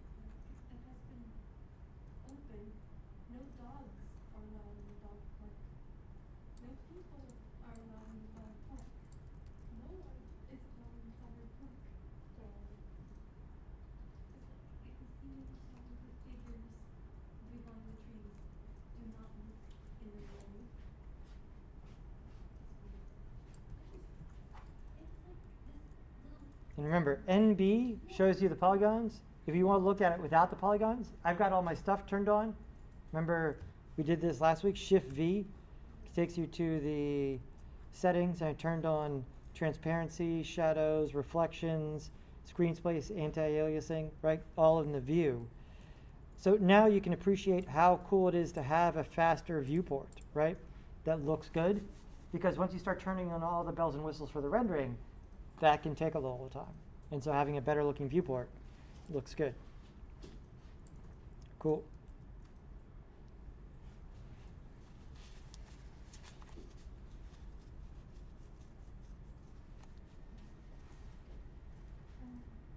So I'm gonna post mine right now. I'm gonna post mine too, but I'm gonna work on it more. Okay, yeah.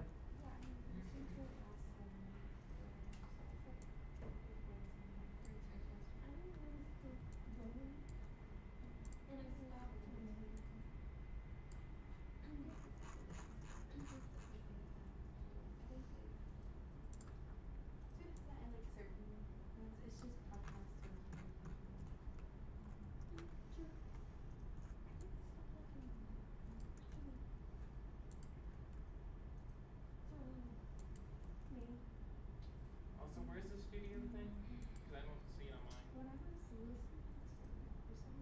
The video, what do you mean? Studio? It won't be on those. Oh, okay. Yeah, it's not on here. I'll just make my own studio. I'll just make the floor that illuminates.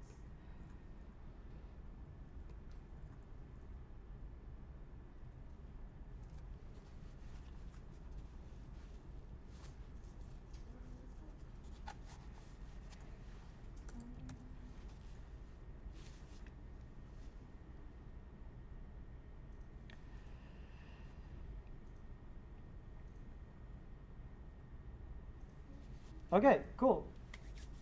Donut. Donut.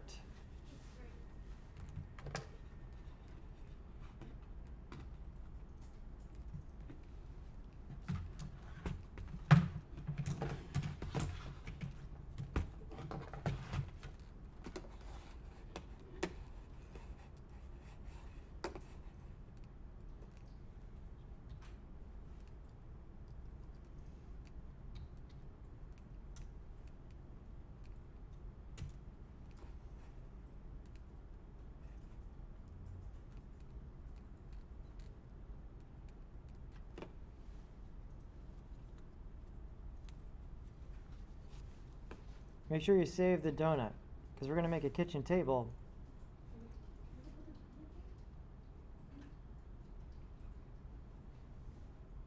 We're inviting people over for dinner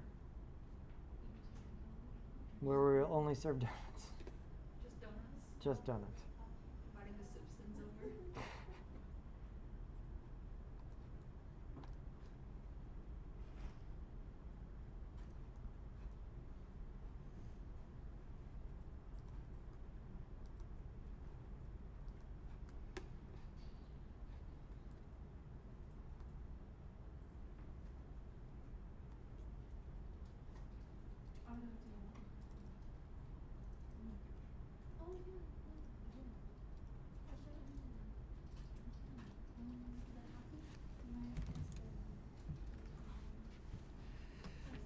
Okay, any more stuff from our slackers? Let's see. There's Riley's, Anna's. You guys are both here. Misfit Pants, where's your donut? Okay, grab your notebooks. We want to get through the 2 assignments we're going to do this week. Have to do with some of the rounding out our knowledge of the Cinema 4D objects. Everybody ready? Okay, so don't need the computer right now. Let's just go through this and sort of fill this out. Everybody ready? Yeah. And 3, 2, 1, go. This menu over here, these are primitives. We talked about these previously. These are great starting shapes. Let's work our way over. We look over here, we've got 2 that work together. Over here we have splines, right? So splines are going to be 2D shapes, right? In that they don't have any depth.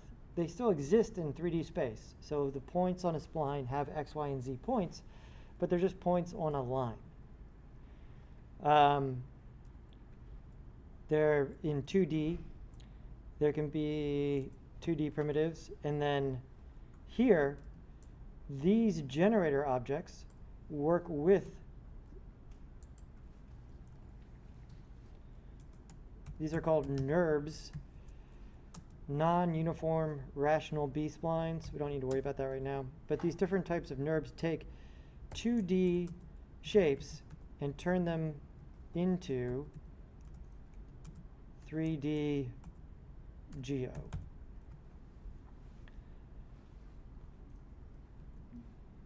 Let's make some examples. I'm going to save this as spline objects. I remember doing these in the other class. Yep. Okay, so these are all blue. Remember, blue is the color for what? Primitive. These are all 2D primitives, right? Before we were dealing with 3D primitives. Circle, 2D primitive. Sphere, 3D primitive. So on and so forth. So for instance, we're going to take an easy one here first. Let's grab a star. There we go. And then in the next menu over, so it's a 2D primitive. It's a line. Looks great. If I hit render, nothing. Because there's no surface. It's just a line. I need to turn it into some sort of polygon in order to see anything. In here, I'm going to grab Extrude. Okay? Before, we've been grabbing polygons and pulling them out. That is the Extrude tool. This is the Extrude object, which takes a spline and pulls it out parametrically. And so I'm going to grab that. And remember, if it's green, it almost always needs something to be a child of it in order for it to work. And so I need to pick the star underneath the extrude. There, I have extruded that star. If I look at the star, there's a bunch of star-like parameters under object. I have my inner radius, outer radius, twist, points, and under the extrude, I have the parameters about how this turns into geometry. So the most important being offset, which is kind of like the depth of it. And then we've talked about this before. In order to catch light, we need to do what to the corners? Bevel. Bevel. So in here, the front face and the back face are the caps. Right there.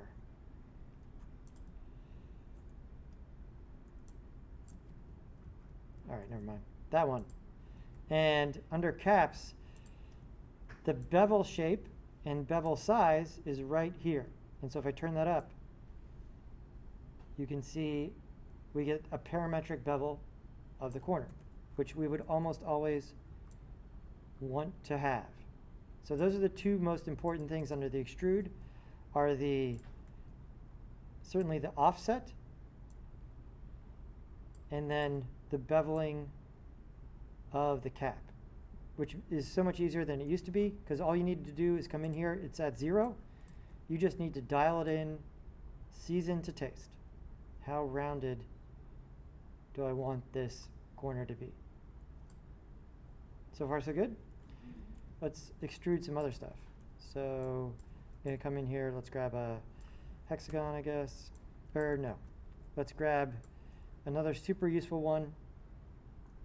Instead of a circle, anytime I want to do circular stuff, I'm going to use one that's a little bit differently named. I'm going to use the N side. N being the variable here for you get to control how many sides. And so N side, I'm going to move this over. I'm going to create another extrude, put it in there. And N side allows me the flexibility of doing something with a specific number of sides and then dialing it up to my level of roundness that I need. Because we talked about this earlier, we want just enough polygons for it to look good, but not so many that it's inefficient or hard to handle. So we want to have probably right about there. Again, let's grab the caps and round that out. Let's get one more.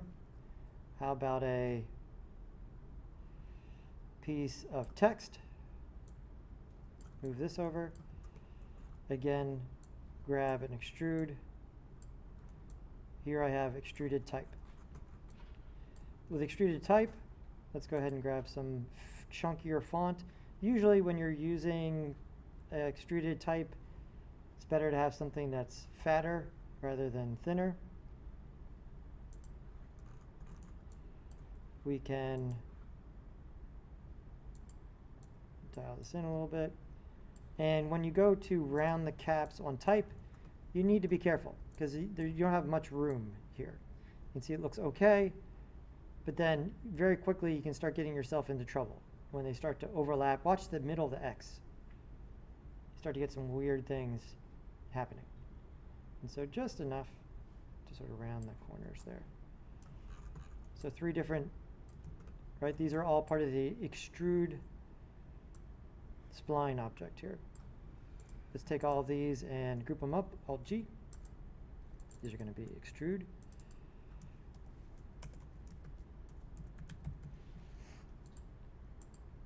Let's hide those for a second. Red, red. Let's explore the next one. The sweep. The sweep is very closely related to the extrude, except it requires one more spline. So I'm going to go ahead and grab a star, like we did before. And I'm going to need, it's like extruding, but you're going to extrude along a path. And so you need to provide the path in the form of a spline.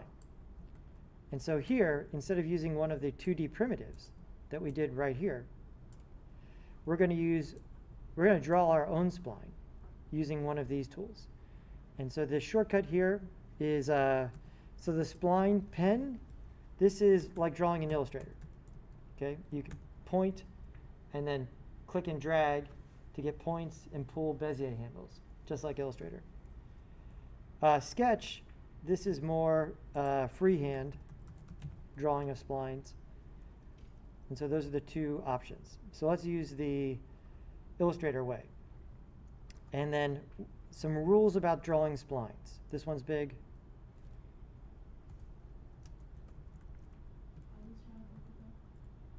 There we go. All, let's draw in orthographic view, so that you draw it flat. You're drawing, right? And so think about it, draw it like drawing in real life. How often do you just sort of like draw into space? Never. Yeah, like not at all really. Like you're either drawing on the wall if you're painting a mural, drawing on the floor or on something that's parallel to the floor, right? Or I suppose you could be drawing on the ceiling. There's one very rare case, which is those weird 3D pens. Right, right. How many of you guys have a weird 3D pen? I rest my case. Very rare. So, is this an orthographic view? Right here? No. I'm going to go to the top so that I draw onto the floor. And so I'm going to select the Spline Pen and just zoom out a little bit. Click, click and drag, click and drag, click and drag. Just like in Illustrator, right? If you hold down the button while you're dragging, it draws out the Bezier handle to smooth the curves. Cool. And so I've got two splines.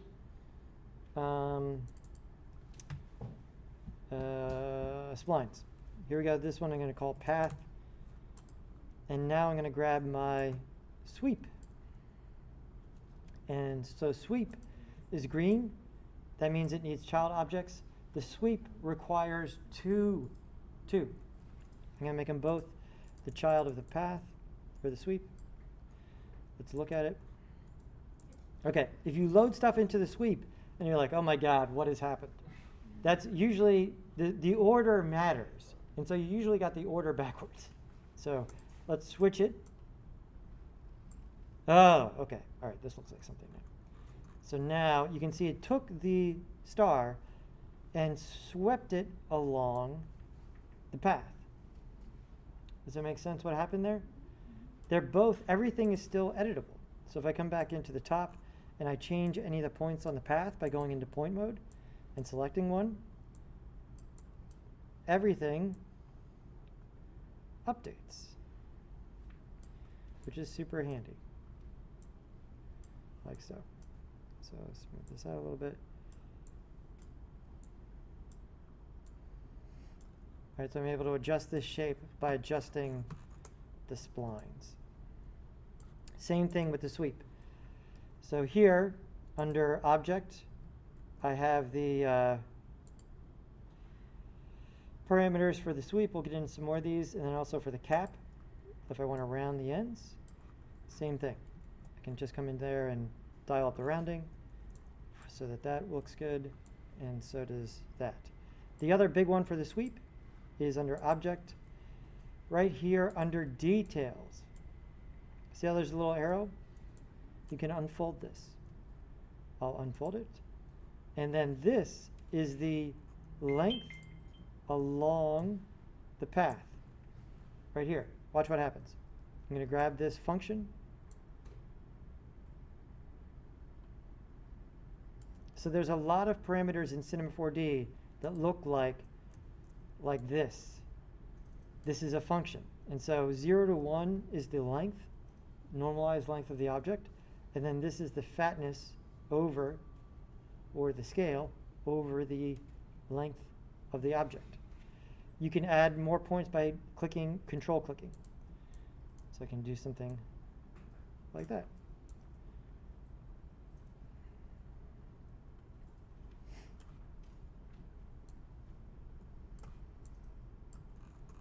So there's a star sweep. Let's move that one over. And so when I move it, I want to move, once I make the object, I want to no longer adjust the splines. I'll fold it up so that I just click on the object to move it out of the way. So that I don't, you want to keep the splines underneath the sweep in the right position. Let's do another one. Let's draw with this sketch. Again, I'm going to draw from the top. Or actually, let's draw from the front. And so here, so again, I'm selecting the sketch object. This is a nice one. It lets you do freehand, and then there's a smoothing to smooth what you're doing, especially if you're like me here trying to do it with a mouse. There we go. My stylized autograph. Right? And now I'm going to go ahead and turn this into geometry. So I drew on the wall because I drew in the front. I'm going to go ahead and grab that end side. There we go.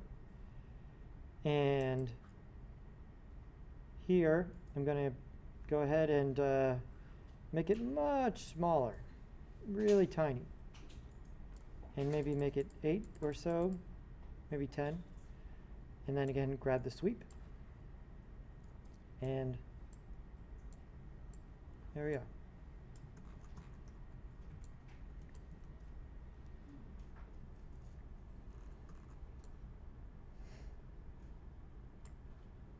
By adjusting the radius of the object of the end side, I can adjust the signature there.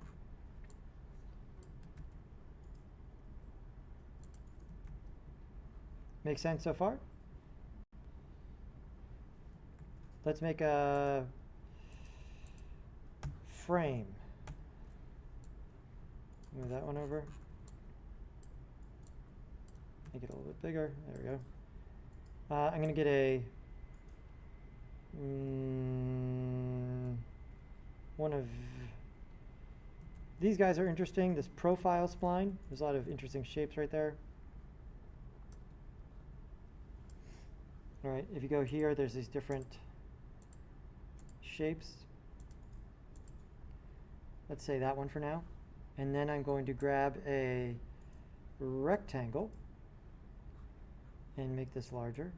Maybe like a picture frame, kind of like so. And then, you guessed it, I'm going to sweep this. This is still too big, so let's go ahead and dial it down. I'm going to sweep this along the rectangle. There we go. And if I dial in different shapes on the profile, you can see it sort of changes this shape.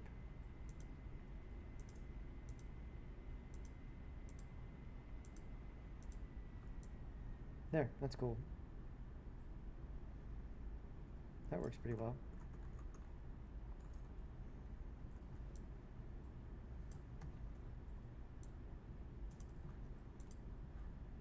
We'll call this frame. Make sense what happened there?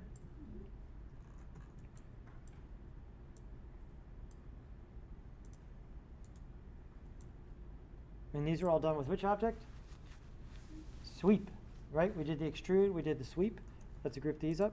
These will be Alt-G, call this sweep. Cool. Turn these off for a second. Let's do one more. The lathe. Okay, so the lathe object. Again, the icons here are super helpful. And so if you look at this, how many of you guys have taken ceramics? Not in college, but I have taken it. Okay, right? So the lathe is like the wheel, in that you take a spline, but instead of pulling it out or pulling it along something, you take a spline and you spin it around in order to make the geometry. And that's what we're going to do here. So if I come in here and I'm going to do it from the front, almost always we're doing the lathe from the front. I'm going to say Spline Pen, and I'm going to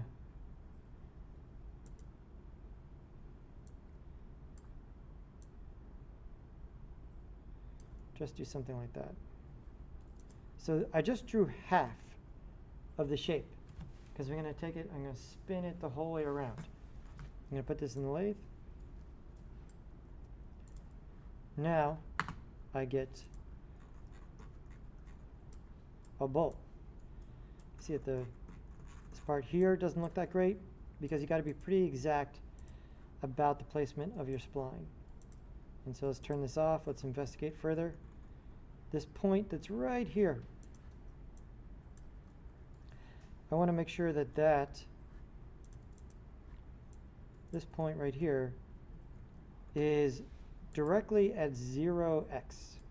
And so I'm just going to select it in point mode with the spline selected and say 0. Right.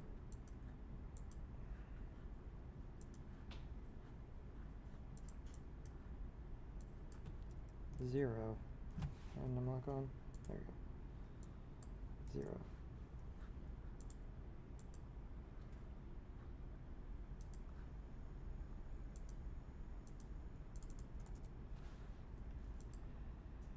Now if I look at it,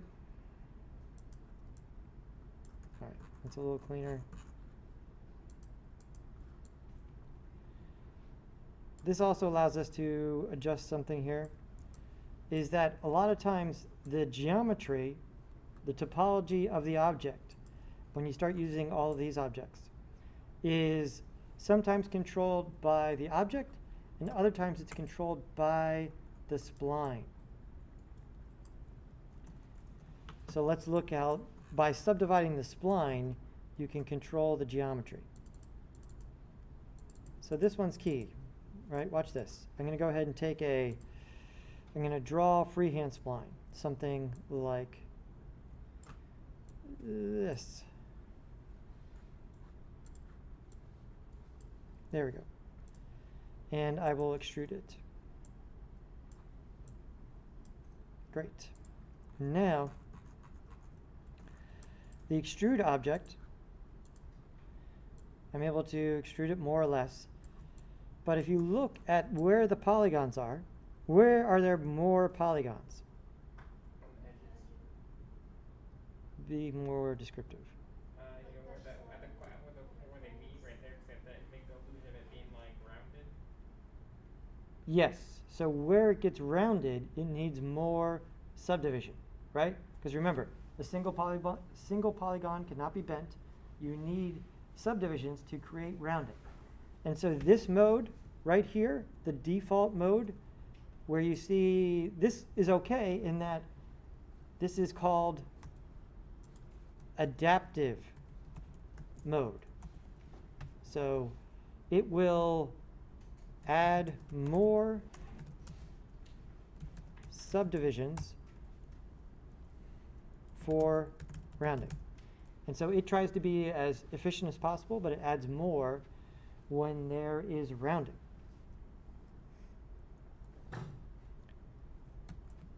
This is okay in some instances. How do I adjust this? I'm going to select the spline, not the object, but the spline. And then here's where we're talking about. So intermediate points, adaptive by default. And this is the angle at which it will make more subdivisions. And so watch what happens if I dial this angle up. We get less and less subdivisions because it's only making a new one when there's greater, when it exceeds this amount of change. Everybody with me there? So this helps lighten up the geometry. The other mode that I use most often besides adaptive is uniform. If we switch to uniform, watch what happens. Now I get exactly what it says. Equally subdivided polygons. And this is the number of subdivisions. And so I can dial this up to get more or down to get less. Here, we've sacrificed rounding for equal subdivision and equal spacing. I'm not saying one is better than the other. I'm saying you need to know what you want in order to get the shape that you're after. So there we go. This is the other mode I would be aware of, right? And so the two modes I use most often, two modes for splines. Is the default, which is adaptive, and then even spacing, which is uniform. Does that make sense for everybody?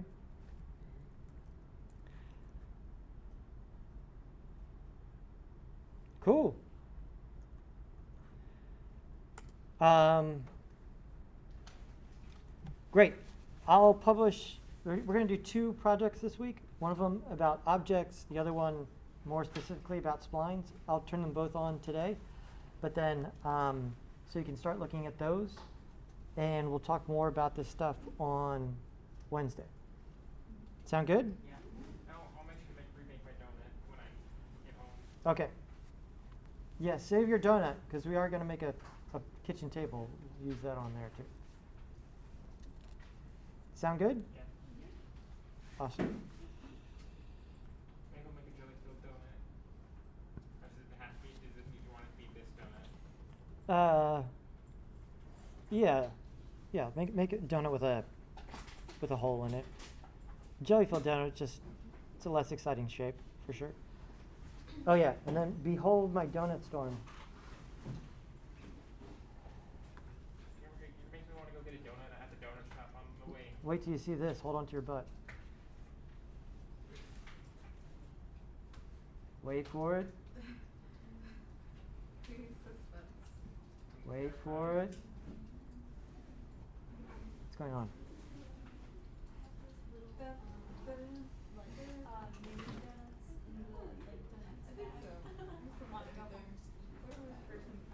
I want to go get this donut shop on my way in back to school.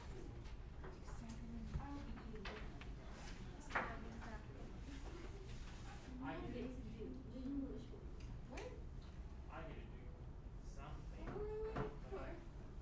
Fortnite, Final Fantasy.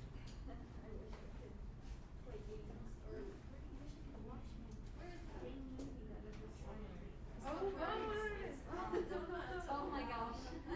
You need like Old Faithful music. It's like goes in slow motion like a geyser. Play of the anime Mob Psycho that Subtitle? yeah, Yeah, there's one called I listen to this while I work. Wait, I can't. yeah, no, it's a play that was only performed in Japan, so they only sold the tape recording of it all in the Japanese, so I had to go on Tumblr and had someone staring at it. manually made a copy of it. Once you see it, you can't unsee it. Oh, you put a floor for them to land on. I was very happy Well, they were to just find falling. it. Joe Yeah, they were just wanted falling to in watch the the film for a long time. There's 2 of them, so I watched the first one on Saturday. Deep into the void. Yeah, Eventually disappeared. I don't have that many of your That's a long time. yeah.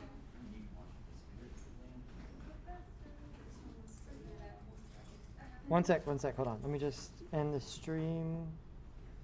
Are you ever going to go to Twitch or are you going to stick to YouTube? That was somewhere I was looking for earlier, spawner. I could not remember the word. You like my keychain I just got the other day? It's like one of my favorite neonates. Kind of those very nice and shiny. Very shiny. It's also very smooth. Which one? The one that just go like. I have cheap charms. I'm too scared for it. Specular Pass. Oh my gosh. I just bought 4 more that should be coming on the 22nd, and I don't know where I'm Those gonna are put the kind them. of ones I want. They're probably gonna be like big. I was expecting this one to be like this. Oh, big. these are those new Viscon. That's so cute. I love this keychain too. Wait a second.